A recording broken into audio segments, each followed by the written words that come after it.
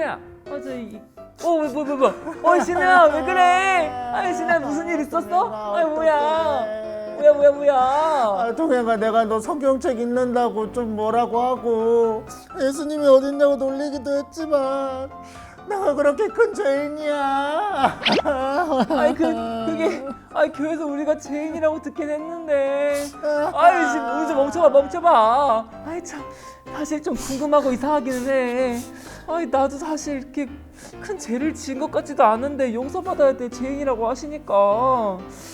하긴 넌 내가 맨날 놀려도 진짜 성경책도 열심히 읽고 예수님도 잘 믿었으니까 그럼 동행이 너는 죄인 아닌 거 아니야?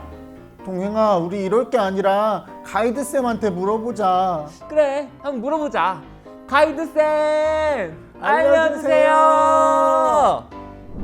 어린이 친구들 안녕하세요. 뮤직키즈랜드의 가이드 요섭이에요. 오늘의 질문은 빠밤.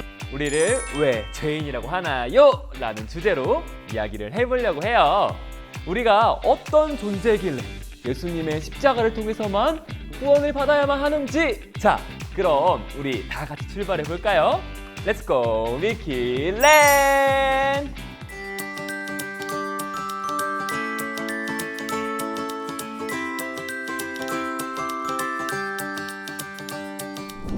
우리는 사람이 죄인이기 전에 죄를 지을 만큼 악한 존재인지를 물어봐야 돼요. 사람은 원래 선할까요? 아니면 악할까요? 이 질문에 대해 사람들은 오래전부터 논쟁을 해왔어요. 그렇게 등장한 설이 3개가 있는데요. 그건 바로 성선설, 성악설, 백지설이에요. 뭔가 어려워 보이는 말 같지만 가이드쌤이 쉽게 정리해 줄게요. 우선 첫 번째, 성선설은 사람이 태어날 때부터 선했다는 주장이에요. 환경 같은 다른 이유들로 인해 사람이 악해져서 죄를 짓게 된다는 걸 말하죠. 그리고 두 번째, 성악설은 사람이 태어날 때부터 악하기 때문에 죄를 짓지만 교육을 받으면서 선해질 수 있다는 주장이에요. 마지막으로 백지설은 사람은 원래 백지처럼 선하지도 악하지도 않고 만나는 상황이나 환경에 따라 선하게 혹은 악하게 변할 수 있다는 주장이에요. 우리 친구들은 어떻게 생각하세요? 성선설이 맞을까요? 아니면 성악설? 아니면 백지설? 응애! 어머, 갓난아기가 울고 있나봐요. 우리 친구들 혹시 우는 아기들을 본 적이 있나요? 아기들은 아직 말을 할 수가 없어서 울음으로 표현해요. 아기들도 시간이 지나면서 많이 배우고 다양한 경험을 쌓게 되면서 우리 친구들처럼 똑똑해지겠지만 아직은 본능적으로 자기들에게 필요한 것을 찾는답니다. 가이드쌤은 어머니가 어린이집을 하셔서 그런 아기들을 많이 볼 수 있었는데요. 어느 날은 나란히 누워있는 아기들 중에서 한 아기가 배가 고팠는지 옆에 있는 아기의 젖병을 빼쓴 거예요. 누구한테 배우지도 않았는데 말이죠. 아이들은 3살, 4살이 되면 말을 하기 시작하는데요. 그 작은 입으로 예쁜 말만 하기도 모자랄 것 같은데 의외로 거친 말을 사용해서 고민이라는 부모님들이 아주 많아요. 아이들은 사랑해, 고마워 같은 예쁜 말보다 자극적인 못된 말들을 더 쉽게 받아들인다고 해요.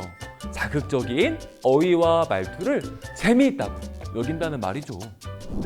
우리는 학교와 교회에서 이런저런 공부도 하고 교육도 받잖아요. 그런데 혹시 나쁜 생각이나 나쁜 짓을 하는 교육을 받아본 적이 있나요? 아마도 없을 거예요. 나쁜 생각과 행동들은 누가 특별히 가르쳐주지 않아요. 하지만 우리는 자연스럽게 나쁜 생각을 떠올리고 나쁜 짓을 할 때가 있답니다. 아마 영상을 보고 있는 우리 친구들도 비슷한 경험들이 있었을 거예요. 성경에서는 우리를 잉태한 순간부터 나쁜 생각과 죄를 지을 수밖에 없다고 말하고 있어요. 시편 58편 3절을 보면 그런 우리는 태어나면서부터 거짓을 말한다고도 하죠. 아담과 하와의 선악과 사건 이후로 우리 모두는 죄를 지을 수밖에 없는 존재로 태어나게 된 거예요. 성경이 말하는 죄의 기준은 정말 복잡하고 엄격해요. 십계명뿐만 아니라 율법적인 행동으로 죄를 짓는 죄, 그리고 우리가 나쁜 생각을 하게 된다면 그 생각까지도 죄가 된다고 성경은 말하고 있어요. 왜냐하면 언제든지 죄를 지을 수 있는 상황과 환경이 주어진다면 사람은 죄를 지을 수 있기 때문이에요. 그러니 세상에서 죄를 짓지 않고 용서받지 않아도 될 사람은 단 한 명도 없답니다. 아니. 단 한 명밖에는 없답니다. 그리고 그 한 명이 우리의 소망이 되셨죠. 친구들, 우리를 구원하시기 위해 오신 분이 바로 누구죠?